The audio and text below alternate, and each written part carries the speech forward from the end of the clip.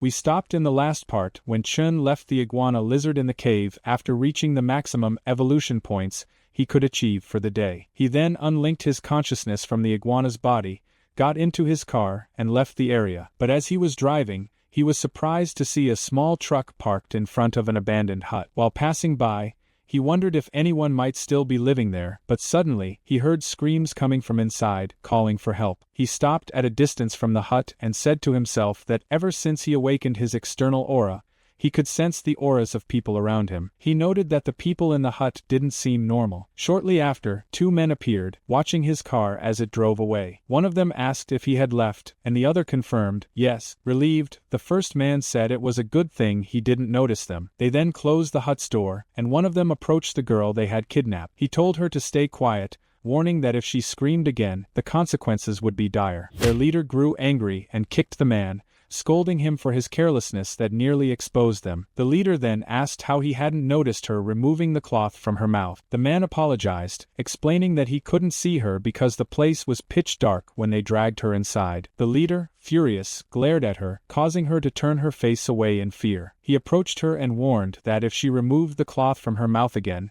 he would let all his men enjoy themselves with her all night. Meanwhile, Chen was walking slowly toward the hut. He unleashed his aura and immediately activated his energy sensing ability. By directing it toward the hut, he could feel the presence of the individuals inside. He muttered to himself that the 2 people sitting at the table had sharp knives but weak internal energy. The third person, on the other hand, wasn't armed but had an energy level entirely different from theirs. Chun began strategizing on how to attack them without harming the girl inside. He then fully released his aura and decided the best approach was to eliminate all of them in less than a minute before they could use the hostage against him. Chun destroyed the door, startling the men inside, who stood up immediately. He dashed toward them through the cloud of dust at full speed and struck one of them with his pulsing kick skill, sending him flying into the wall behind him. This enraged their leader, who shouted at Chun, accusing him of daring to attack them. The leader lunged at Chun from behind with a dagger, but Chun swiftly turned and countered with his arm,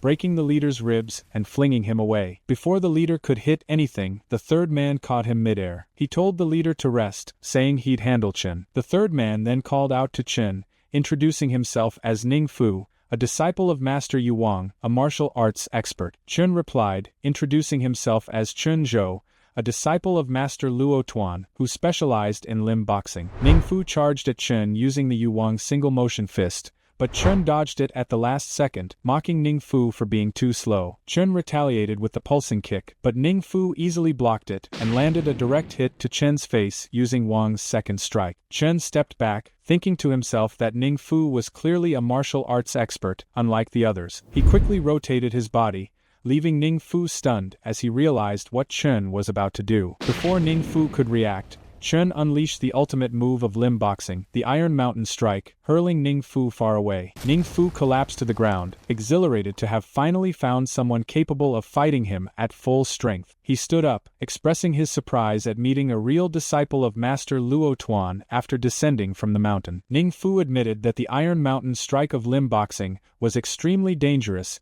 and lived up to all the rumors surrounding it. Then Chen appears, upset, and tells him that he doesn't deserve to be a disciple of Yu Wang's fist. Ning Fu asks him what he means by that. Chen approaches him and says he didn't expect to see one of Yu Wang's fist's disciples like this. Then he asks him what made him end up like this after he used to represent Yu Wang's fist. Ning Fu laughs at his words and says, he's just an idealistic student who doesn't understand anything happening around him. He says he was the same until he left the mountain and came down, and that's when he understood everything happening in secret. He says, to survive in this world, you have to do whatever it takes, even if it's wrong. Then he rushes at Chen with all his speed and says, there's no place for the weak and virtuous in this world. He tries to blind Chen, but Chen dodges his attack and kicks him with the flying cloud kick, knocking Ning Fu to the ground. Ning Fu loses consciousness from the strength of the blow. Chen sits on the ground and says the fight was incredibly tough. Then he wonders about what Ning Fu meant by his last words before attacking him. The scene shifts to Chen thinking about his last fight. He says he needs to get stronger quickly to control his new power. He also says he needs to discover new fighting techniques because his current methods won't be enough to face martial artists. The girl screams and Chen looks at her, rushes to her, and unties her. She clings to him and thanks him for saving her. Chin says, "No need to thank me." Then he asks her to wipe her tears and call the police as soon as he leaves, and not to mention him to them. He tells her that if they insist on knowing what happened, she can say he was masked and that she couldn't see his face clearly. The girl says he doesn't have to worry and promises not to mention him no matter what happens. 10 minutes after Chun leaves, the police arrive. They enter and tell everyone not to move or they'll shoot. But they're shocked to find all the gang members unconscious on the ground. The scene shifts to the security and police agency of Guanxing. A female officer tells the deputy director she's brought the information he asked for. He tells her to come in and report. She says they found footprints on the broken door, and the person who rescued the girl must have broken it since it was broken inward. She says the strange thing is that the door flew 3 meters inside. The research team confirmed that the force needed to break the door was no less than 1,000 kilograms. The deputy director gets angry, throws the photos on the desk and says, "This guy is definitely not normal. He killed 2 of them instantly and left the 3rd in a severe coma." According to the abductee Lin Rong, the person responsible was wearing a mask at night and she couldn't see his face. He looks at the report and says, "This guy's strength is not normal." The highest force the former boxing champion ever reached on the machine was 800 kilograms, and boxing in real life doesn't allow the same force as the machine. So imagine hitting 1,000 kilograms. The female officer agrees and says, "You're right. Even though this guy's strength is unnatural, strange things have been happening lately, and he might be one of them." While they're talking, a lightning storm appears outside. They look at it, and the deputy director says, "Looks like he's finally here." The scene shifts to Chun driving his car, clearly waiting for someone. A strange man emerges from the sea. One of his assistants says he's been overspending lately. Despite earning a lot of money at once, it's wasteful to spend more than $1 million on a woman from Bald Tiger. Another assistant says they retrieved a sunken ship from the sea, but only made $2 million off it, and then he appears, telling him that he lacks foresight because if he understood, he'd know that money wouldn't be an issue as long as that woman was with them. He gets excited by his words and asks if what he's saying is true. Their leader replies, telling him to drop the subject for now because it's premature, and then asks if he finished the job with the shipping company. The other replies, saying there's no need to worry because he arranged the shipping company they'll work with, rented an entire building to serve as their headquarters as requested, and even asked the company to find the most beautiful women to work as receptionists. Their leader then appears thinking to himself how incredibly lucky he's been since he acquired the ability to breathe underwater. With this power, he can easily locate sunken ships, recover their treasures, and sell them legally through his office. He laughs slyly, saying that once he amasses enough money, he'll be able to recruit an army of followers and take control of everything. While they're standing in their spot, they hear movement behind the trees. Their leader shouts at them, asking whose eyes those are. Chun steps out and responds, saying he didn't expect him to sense his presence so quickly. Their leader charges at Chun, calling him brave for stepping out in front of them but labeling people like him as fools who die quickly. As their leader charges at him, Chun uses the flying cloud strike and destroys the spot where their leader is standing, sending him flying into the air. Shocked by what just happened, their leader spins his body quickly mid-air and attacks again, but Chun blocks the strike, disarms him by knocking the knife out of his hand, and kicks him using the pulsing kick, slamming him into a tree. His followers look at him in terror, and one of them says that what's happening is impossible since their leader has been able to face 100 people alone since he awakened his ability. The other follower tells him they should run before Chun notices them and finishes them off too. But as soon as they try to flee, Chun attacks them using his mental control ability, knocking them unconscious. Their leader, struggling, asks Chun what he intends to do. Chun replies, "Watch me, and you'll know." Then Chun uses mental control on their leader and asks him who he is and what he's doing here at this time. Their leader, now under Chen's control, approaches him and says he's Chang Shu, a smuggler who uses ships. He reveals that about a month ago, he gained the ability to breathe underwater. Chun looks at him and says that the mental control ability is amazing, capable of turning everyone around him into puppets under his control. He orders Chang to continue. Chang explains that with his underwater breathing ability, he's able to search for sunken ships, retrieve their treasures, and sell them to the wealthy or on the black market. Chun then cancels the mental control ability, and Chang regains consciousness, collapsing to the ground, screaming in pain from the broken arm Chun had inflicted during his earlier attack. Chun calls out to him, saying that his broken arm is a result of his arrogance and refusal to submit from the start. Chang responds, agreeing with Chun and asking him to become their leader. Chun then thinks to himself that the mental control ability must have affected Chang's will as well. He agrees and orders Chang to rest on the boat and treat his broken arm until the other two wake up. Chang immediately complies. Chun reflects, thinking this is the best solution for his current situation. Chang owns a ship and works for wealthy people,